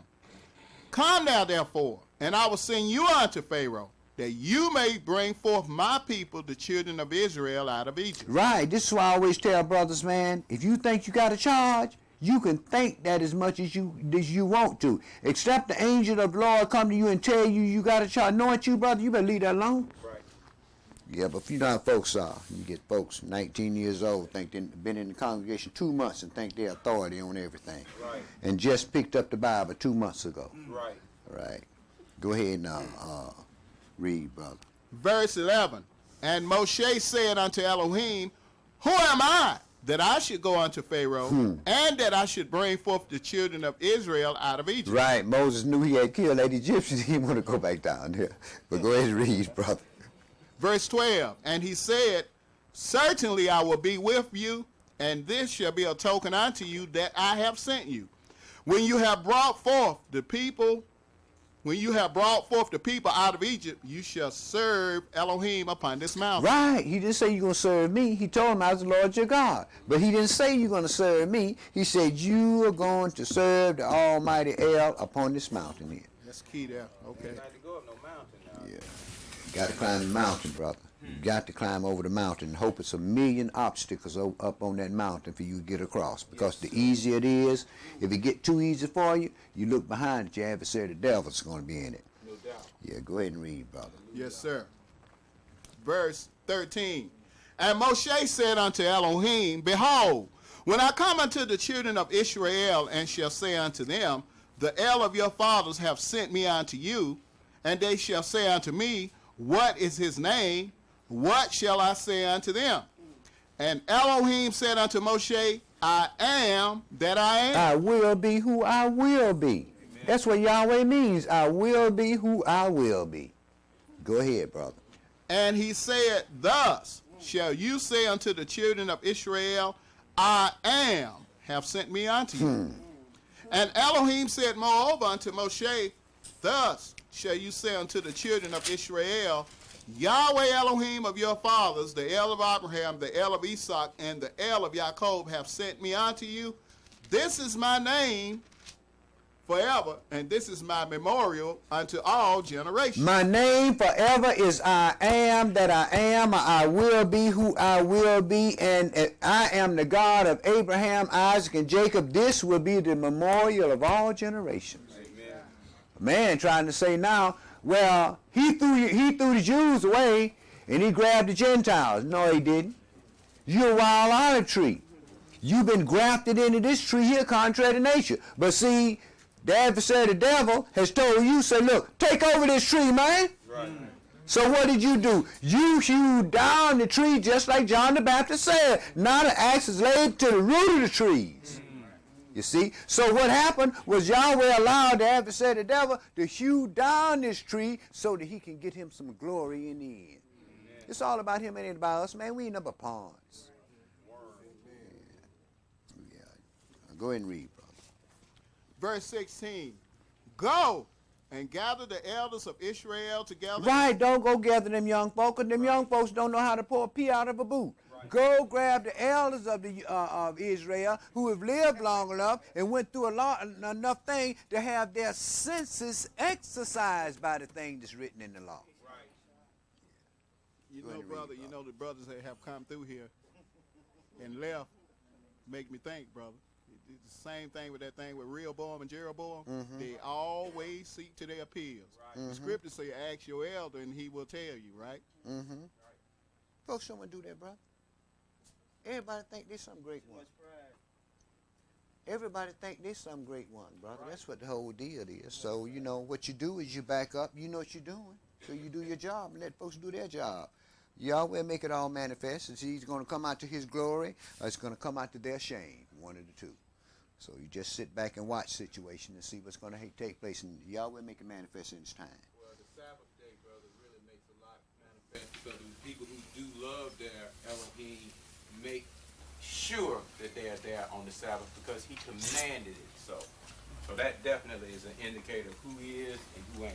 Sometimes. Right. Sometimes, because a lot of times my brothers, folks just can't make it. And you never know why. You never know the reasons why. But it comes up many times that people just can't make the Sabbath day. And sometimes folks have families and they have jobs. And their peers the man that's paying them demand that they be there at work on the Sabbath. They have to be there if they care for the livelihood of their family. You have to understand one thing: the Sabbath wasn't made for man. Man was made for the Sabbath. Right. And when you got an ox in the ditch, like the Messiah said, which one of you have an ox in the ditch that won't put him out on the Sabbath day? Well, that's what happens. A lot of time we get an ox in the ditch and we have to do what we have to do. See, but the thing of it is, when you get right down to it, is your Creator know your heart in the beginning. Amen. It was like this brother that was a servant to a man, and he was getting ready to go. And the man told him to pick up that stuff for them, bring it in the temple here so I can go serve my God. He knew what his job was. He knew he wasn't supposed to go in there, don't he? Right. He knew he wasn't supposed to handle that abomination because it was a sacrifice to a pagan god, right? But what did he do? He went and laid that stuff on Yahweh's altar. Say, I got to go in here because this is my boss. And I got to do what he tell me to do. He say, but I don't serve no other God but you, right? Picked up that stuff, went on in temple. Right. You just have to be discreet. You have to know how to do things. And if you don't know how to do things, you can get caught up into a lot of... The letter of the law kills, man. Yeah, we have to understand that, And people watch that, too. Of course they do. Because then when they see you do that, then you can't make no mistakes. Right. And if you don't make no room for no mistakes, and people see you, and you're going to make some mistakes. If you in this flesh, you're going to make some mistakes, and then people say, see that, you did that. You ain't holy as you... Yeah, you keep the Sabbath day, but you ain't holy as you think you is. You know what I ask folks when they say that? I said, what did you expect? Huh? You dealing with flesh and blood. What did you expect? I had one of my co-workers doing this this week, and they was putting little gifts in your box, and I told another sister, I said, well, you can have that. I said, because I don't receive gifts in the name of Christmas. She said, all right, Mr. Israel. Said, so if I put some money in there, I said, now look, I ain't foolish. Yo.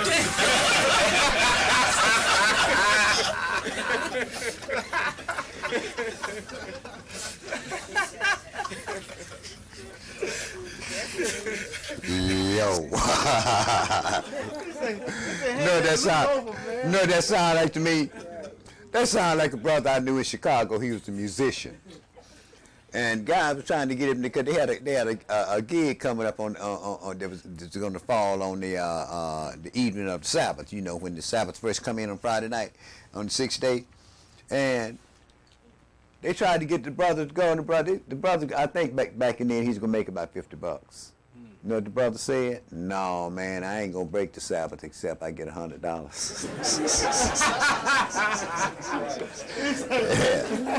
And the thing, but what that shows is this: every one of us got our price.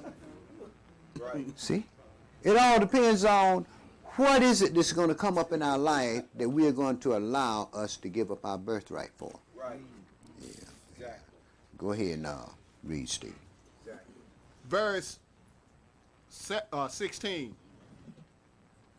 Go and gather the elders of Israel together and say unto them, Yahweh Elohim of your fathers, the El of Abraham, of Isaac, and of Jacob, appeared unto me, saying, I have surely visited you and seen that which is done to you in Egypt. And I have said, I will bring you up out of the affliction of Egypt unto the land of the Canaanites and the Hittites and the Amorites and the Perizzites and the Hivites and the Jebusites, unto a land flowing with milk and honey. And they shall hearken to your voice, and you shall come, you and the elders of Israel, unto the king of Egypt, and you shall say unto him, Yahweh Elohim of the Hebrews have met with us, and now let us go, we beseech you, 3 days' journey into the wilderness, that we may sacrifice to Yahweh our Elohim. And I am sure that the king of Egypt will not let you go, no, not by a mighty hand. And I will stretch out my hand and smite Egypt with all my wonders, which I will do in the midst thereof, and after that he will let you go. And I will give this people favor in the sight of the Egyptians, and it shall come to pass that when you go, you shall not go empty. But every woman shall borrow of her neighbor and of her that sojourneth in her house jewels of silver and jewels of gold and raiment, and you shall put them upon your sons and upon your daughters, and you shall spoil the Egyptians. Now, when we get ready to leave this time, we won't have to borrow jewels of gold and jewels of silver, because the scripture tell us that her storehouses are going to be open and she's going to be robbed. And the children of Israel is going to be the one that's going to do the robbing, because we're going to end up coming out with great substance. But people are going to give us a lot of things, thinking they're going to get this pressure of the Russians destroying them, this prophecy rather of the Russians destroying America up off them. But it's imminent. It's just like the situation with the South Africans, where they gathering up people to apologize for the apartheid. You got the South Africans who were running apartheid now, Mm-hmm. themselves starting a coalition going back to apologize for the apartheid. Didn't Bill Clinton apologize? Didn't he?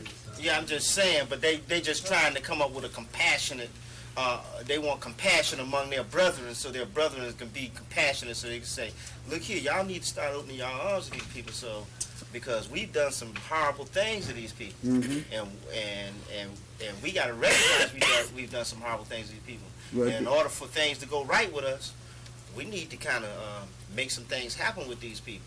Well, didn't Bill Clinton ask our forgiveness? But it didn't put no money on my table. No, I didn't. It didn't change the Constitution, did it? But I mean, it's gonna go beyond that. It's gonna begin to go beyond that. Mhm. I'm just saying that's the beginning of it. Oh, I know. But none of that changed the Constitution. No, it didn't. Okay, in Still 1776, you would consider 3/5 of a human being, right? 3/5. You're still 3/5. Nothing's gonna change the spots. Yeah. Go ahead and finish up, brother. That question. Yeah. Elder, is it true that the Constitution said that the black man is gonna be like one third like of a white man? 3/5 of that was what Yeah. No.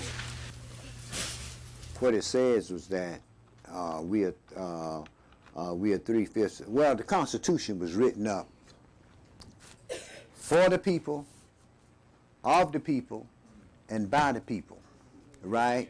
And we were not considered people. Right. We were considered 3/5 of a human being, so they wouldn't have to pay property taxes on us. You see, that's what that was all. And guess what? It's still the same, but not only do they not have to pay property taxes on, now they make us pay our own tax. Yeah. Go ahead and finish up, brother. Yes, sir. Verse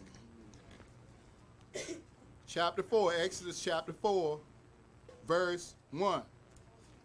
And Moshe answered and said, but behold, they will not believe me, nor hearken unto my voice.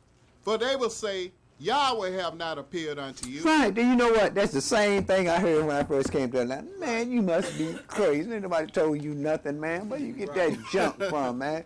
I bumbled around with folks for a whole year before I'd even get anybody to even just listen to what was saying. I was beginning to think something was wrong. I said, man, all these folks here, something is wrong here. Y'all, you need to send me somebody I can deal with. You know what I mean? And the folks he sent for me to deal with, brother, I wanted to take them out there and drop them off one of them bridges on 285 during rush hour. Yeah. But see, I know what that was all about. All of that was that grooming process. Yeah, I know what it was all about. Go ahead and read, Steve. Verse 2. And Yahweh said unto him, what is that in your hand? And he said, a rod. And he said, cast it on the ground. And he cast it on the ground, and it became a serpent. And Moshe fled from before it. And Yahweh said unto Moshe, put forth your hand and take it by the tail. And he put forth his hand and caught it, and it became a rod in his hand, that they may believe that Yahweh Elohim of their fathers, the El of Abraham, the El of Isaac, and the El of Jacob have appeared unto you. And Yahweh said furthermore unto him, put now your hand into your bosom. And he put his hand into his bosom. And when he took it out, behold, his hand was leprous as snow. And he said, put your hand into your bosom again. And he put his hand into his bosom again, and plucked it out of his bosom. And behold, it was turned again as his other flesh. And it shall come to pass, if they will not believe you, neither hearken to the voice of the first sign, that they will believe the voice of the latter sign. And it shall come to pass, if they will not believe also these two signs, neither hearken unto your voice, that you shall take of the water of the river, and pour it upon the dry land, and the water which you take out of the river shall become blood upon the dry land. And Moshe said unto Yahweh, O my Adonai, I am not eloquent, neither heretofore nor since you have spoken unto your servant, but I am slow of speech and of a slow tongue. Moses didn't want to go back down into Egypt. That's what the whole deal was with Moses. But go ahead and read, brother. Verse 11. And Yahweh said unto him, who have made man's mouth?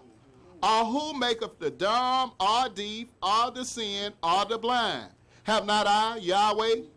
Now therefore go, and I will be with your mouth and teach you what you shall say. And Moshe said, O my Adonai, send, I pray you, by the hand of him whom you will send. And the anger of Yahweh was kindled against Moshe, and he said, Is not Aaron the Levite your brother? I know that he can speak well. And also, behold, he cometh forth to meet you. And when he seeth you, he will be glad in his heart. And you shall speak unto him and put words in his mouth, and I will be with your mouth and with his mouth, and will teach you what you shall do. And he shall be your spokesman unto the people, and he shall be to you instead of a mouth, and you shall be to him instead of Elohim. And you shall take this rod in your hand, wherewith you shall do signs. Verse 29. And Moshe and Aaron went and gathered together all the elders of the children of Israel, and Moshe spoke all the words which Yahweh had spoken. Verse 30. And Aaron spoke all the words which Yahweh had spoken unto Moshe, and did the signs in the sight of the people. And the people believed. And when they heard that Yahweh had visited the children of Israel, and that he had looked upon their affliction, then they bowed their heads and worshiped. Okay, my brother, I want to stop right there. And what we'll do next week is we'll pick it up at Exodus chapter 5. I want to stop right there. And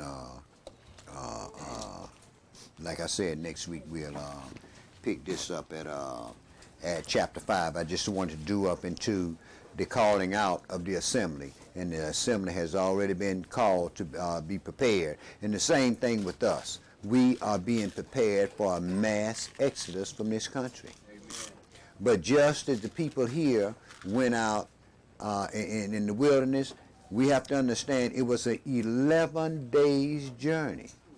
An 11 days journey from Egypt to Israel. And Yahweh kept the folks out there 40 years to purge out from among them those that had rebelled against them when they first came out of Egypt. And when we leave out of here, the exact same thing is going to happen. Only 1 in 3 of us that leave this country is going to go into the land. And my job is to prepare you for this going into the land. I'm not preparing you to get out in the street and kill off somebody, because none of us are warriors. We are an advanced information team, and our job is just to produce and hand out information. Because we know what's going to happen if we try to go to war with these Europeans. They can shoot stuff out of space, and we never even know what hit us. But Yahweh has already told us what we got to do. We got to study his word and rest in that spirit and do the job that's at hand, because truly one of these days your brother's going to rise up terribly to shake this earth. And you have to wonder, where will you be when the trumpet sounds? That's all I'm going to do today. We have any announcements?